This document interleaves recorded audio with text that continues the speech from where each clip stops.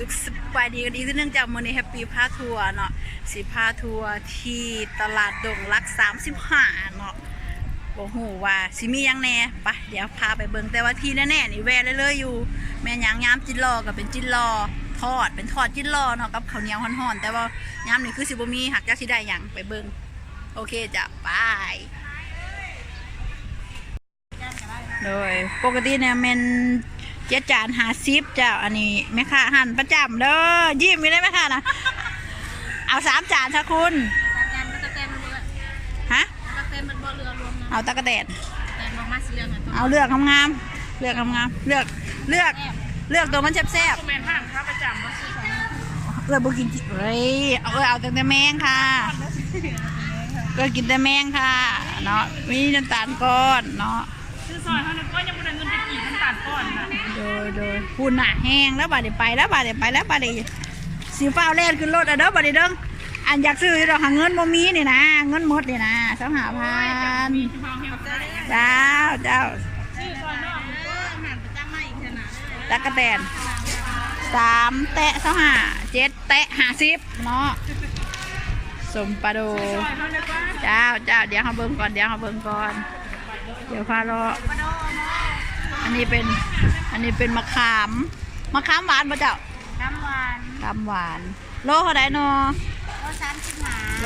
35ร้อยกว่าบาทโดยขอบใจเด้อเดี๋ยวเขาเบิ่งก่อน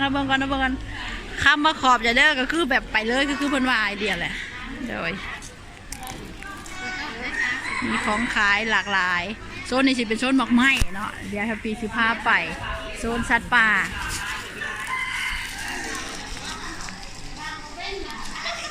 สัตว์ป่านี่สิเป็นนกเป็นไก่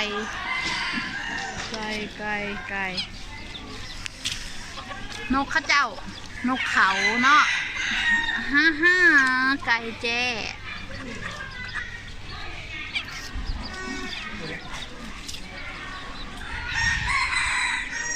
ห่านสิ่งที่เห็นอยู่นี่คือขายมดเจ้าขาย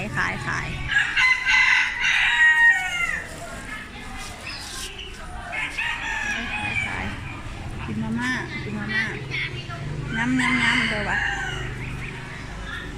ตัวนี้เป็นไม้แกะสลัก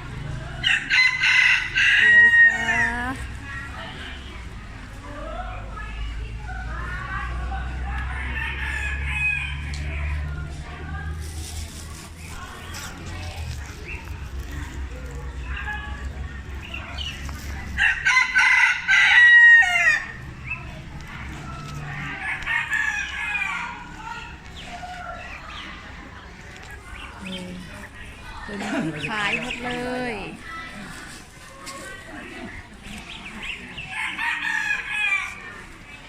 ตัวนี้บ่ฮู้ว่านกหยังนกหัวขวานน้องตายตัวนี้เป็นน้องตายเฮ้ยเป็นตะเพงเถอะดิง่อยนกหยังคนอันนี้นกยังไหมคะนกหัวจุกโอเคใจเจ้าขอบใจ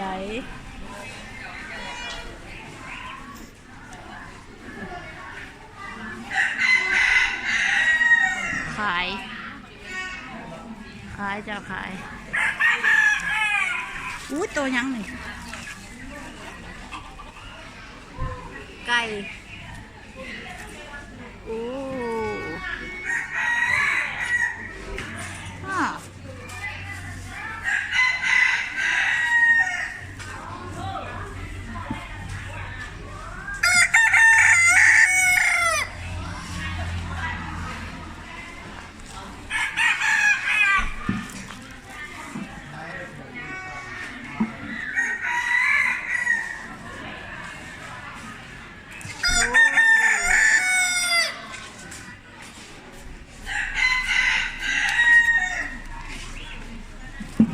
เป็นแต่ซื้อไปเลี้ยงไว้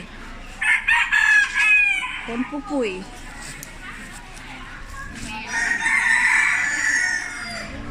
มา ากละมุดหมากยางเนาะกระดงพักกระโดน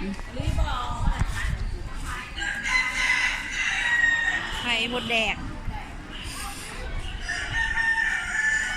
มะกอกสดหมากกระบกในมะขามวาสนันวาสันดาว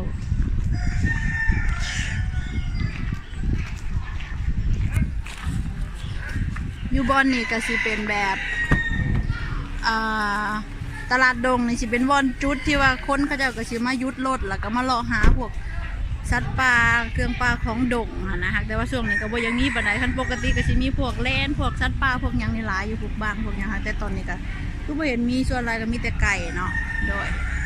ตลาดดงจ้ะตลาดดงหลัก35หลัก35